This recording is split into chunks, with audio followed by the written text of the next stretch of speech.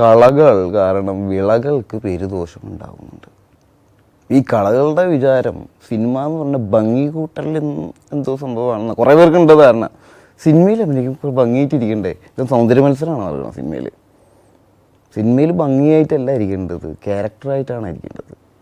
ഒരു അരമണിക്കൂർ നേരം കണ്ണെങ്ങനെ, മൂക്കങ്ങനെ, മോന്തങ്ങനെയാണ് നമുക്ക്.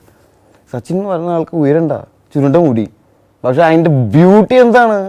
അയാൾ ചെയ്യുന്ന പരിപാടിയിലാണ്. സൗന്ദര്യം എന്ന് പറയുന്നത് അയാൾ ചെയ്യുന്നതിലാണ്. അത് പണ്ട് ഡയലോഗ് അടിക്കാറുണ്ട് ആൾക്കാർ, അതായത് നിന്നെ കണ്ട സിനിമയിൽ അഭിനയിക്കാലോ എന്ന് അങ്ങനെ പറയല്ലേ.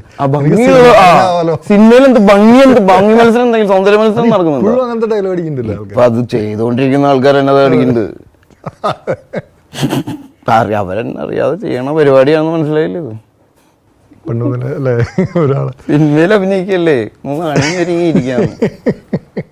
അതൊരു ബേസിക് കോൺസെപ്റ്റ്. ബേസിക് അവര് സിനിമ കാണുമ്പോ ഭംഗി മാത്രം കാണുന്നത്. അതെ, ഭംഗി എന്ന് പറയുന്നത് ആദ്യത്തെ കുറച്ച് നേരമുള്ളൂ. അത് കഴിഞ്ഞ് ഇവന് എന്ത് കാണിക്കുന്നു ചോദിക്കും.